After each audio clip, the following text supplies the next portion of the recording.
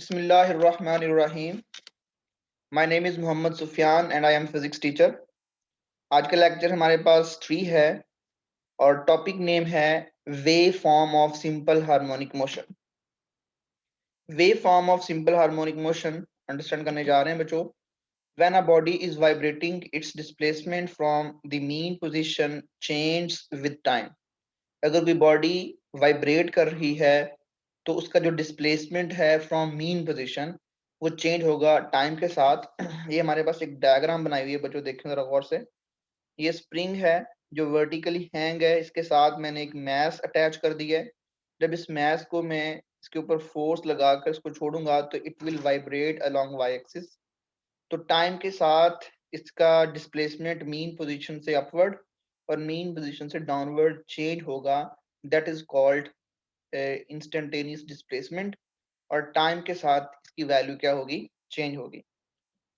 तो अगर आप उस डिस्प्लेसमेंट को वेव फॉर्म में कन्वर्ट करना चाहते हैं या उसका ग्राफ बनाना चाहते हैं तो आप एक पेपर ले लें, एक स्ट्रिप ले लें पेपर की, और उस मैस के साथ जो वर्टिकली वाइब्रेट कर रहा है उसके साथ एक मार्कर अटैच कर दें और उस मार्कर के सामने से इस पेपर को या स्ट्रिप को यूनिफॉर्म स्पीड के साथ जब पास करवाएंगे, कंडीशन ये है कि वो मार्कर उस पेज के साथ कांटेक्ट में होना चाहिए।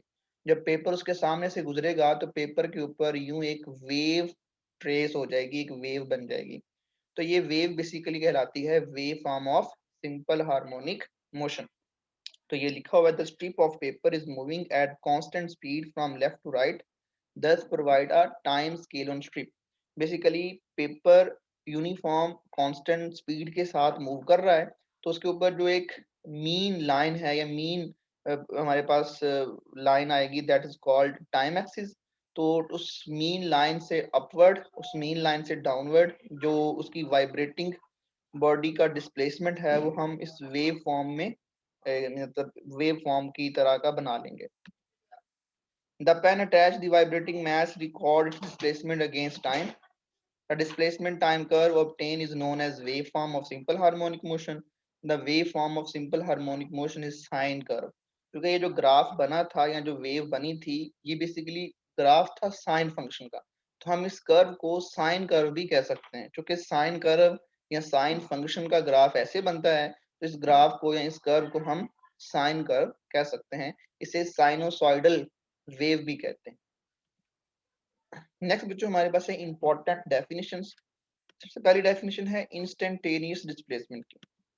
सपोज करें ये वो हमारे पास अगेन वही ग्राफ मैंने यहाँ पर बना दिया, ऊपर लिख भी दिया है, ये साइन वेव है और लॉन्ग एक्स एक्सिस हमारे पास टाइम लिया जा रहा है। तो इंस्टेंटेनियस डिस्प्लेसमेंट क्या है? मीन लाइन से अपवर्ड या डाउनवर्ड किसी भी पॉइंट पर जो डिस्प्लेसमेंट होगा that is called instantaneous displacement. ये ब्लू कलर का जो एरो है ये मीन लाइन से अपवर्ड है, ये मीन लाइन से डाउनवर्ड भी हो सकता है। तो ये एरो बेसिकली शो कर रहा है यहाँ से इस पॉइंट से इस पॉइंट तक का distance, that is called instantaneous displacement. इस टाइम पर जो डिस्टेंस होगा that is called instantaneous displacement. वही बात लिखी हुई है, the value of its distance from mean position at any instant of time is known as instantaneous displacement. Next है बच्चों एम्पलीट्यूड। ये इंस्टेंटेनियस डिस्प्लेसमेंट ही एम्पलीट्यूड बन जाएगा अगर इसकी वैल्यू मैक्सिमम हो। तो ये जो हमारे पास ऑरेंज कलर का एरोज है ये शो कर रहा है मीन पोजीशन से एक्सट्रीम पोजीशन तक का डिस्टेंस। अब ये इंस्टेंटेनियस डिस्प्लेसमेंट जो है वो बढ़ते बढ़ते बढ़ते बढ़ते क्या बन जाएगा, एम्पलीट्यूड बन जाएगा, मैक्सिमम बन जाएगा। जब ये मैक्सिमम होगा that is called amplitude। The maximum value of displacement of vibrating body from its mean position is known as amplitude। Next हमारे पास है बच्चों vibration। A vibration means one completer round trip of the body in oscillatory motion। अब body अगर यहाँ से start हो रही है वाइब्रेट करते हुए और दोबारा यहाँ पर पहुंच जाती है तो उसने एक कंप्लीट राउंड ट्रिप ले लिया है, that is called one vibration. Next बच्चों हमारे पास टाइम पीरियड। एक वाइब्रेशन कंप्लीट होने में जो टाइम लगता है that is called time period. It is the time required to complete one vibration, it is measured in second. Basically ये सेकंड में मेजर किया जाता है और एक कंप्लीट राउंड ट्रिप होने में जो टाइम रिक्वायर होता है that is called time period. Next बच्चों हमारे पास है फ्रीक्वेंसी। फ्रीक्वेंसी की डेफिनेशन क्या है? The number of vibration executing या executed by a body in 1 second is called frequency. जो हमारे पास वाइब्रेशंस हैं या नंबर ऑफ वाइब्रेशंस हैं एग्जीक्यूट की जा रही हैं by a body in 1 second, एक सेकंड में वो कितनी वाइब्रेशन, कितने राउंड ट्रिप कंप्लीट करता है, that is called frequency. Frequency की बेसिकली बच्चों हमारे पास जो मैथमेटिकल डेफिनेशन है वो है एन शो कर रहा है नंबर ऑफ वाइब्रेशन, और टाइम टाइम सेकंड्स को शो कर रहा है, नंबर ऑफ वाइब्रेशन जो टाइम के साथ हो रही है दैट इज कॉल्ड फ्रीक्वेंसी, और फ्रीक्वेंसी टाइम पीरियड का रेसिप्रोकल भी होती है। नेक्स्ट बच्चों हमारे पास है angular frequency. If t is a time period of body executing simple harmonic motion, its angular frequency omega will be। अगर हमारे पास टाइम पीरियड t हो सिंपल हार्मोनिक मोशन के लिए, तो उसकी जो एंगुलर फ्रीक्वेंसी ओमेगा है वो हम कैसे फाइंड कर सकते हैं, ये हमने चैप्टर नंबर 5 में पढ़ा था। ओमेगा होता है थीटा ओवर टाइम। एक कंप्लीट राउंड ट्रिप का मतलब एक सर्कल कंप्लीट करना है, और सर्कल के लिए एंगल क्या होता है 2 पाई रेडियन, और एक सर्कल कंप्लीट करने के लिए जो टाइम लगता है that is called time period. ये जो थीटा है ये 2 पाई बन जाएगा, और स्मॉल टी बेसिकली किसको अप्रोच करेगा, कैपिटल टी को। तो ये हमारे पास उसकी मैथमेटिकल फॉर्म है।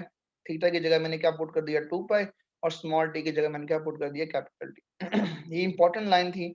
Angular frequency omega is basically a characteristics of circular motion. Omega जो है ये बेसिकली कैरेक्टरिस्टिक्स है किसकी, सर्कुलर मोशन की। नेक्स्ट बच्चों हम पढ़ने जा रहे हैं characteristics of simple harmonic motion. Simple harmonic motion की कैरेक्टरिस्टिक्स कौन कौन सी हैं, ये शॉर्ट क्वेश्चन इंपॉर्टेंट है, पेपर में अक्सर औकात रिपीट हो जाता है। तो इसके ये 2 पॉइंट्स हैं। Acceleration of the body is directly proportional to the displacement and is always directed toward mean position. ये लाइन इंपॉर्टेंट है, ये हम ऑलरेडी इसको डिस्कस भी कर चुके हैं कि एक्सेलरेशन डिस्प्लेसमेंट के प्रोपोर्शनल होता है, और नेगेटिव साइन का मतलब वो मीन की तरफ डायरेक्टेड होता है। तो सेकंड पॉइंट क्या थी, the total energy of the particle executing simple harmonic motion remain conserve. मतलब कि पूरे सिस्टम की जो सिंपल हार्मोनिक मोशन एग्जीक्यूट कर रहा है उसकी जो टोटल एनर्जी है मस्ट बी कंजर्व होनी चाहिए। आप उसको मैथमेटिकली यूं लिख सकते हैं, total energy become equal to constant, कि टोटल एनर्जी चेंज नहीं हो रही है। तो शॉर्ट क्वेश्चन में ये 2 पॉइंट इनफ होंगे। Thanks for watching. अगर कोई बात समझ ना आई हो आप मैसेज करके कमेंट बॉक्स में पूछ सकते हैं। अल्लाह हाफिज।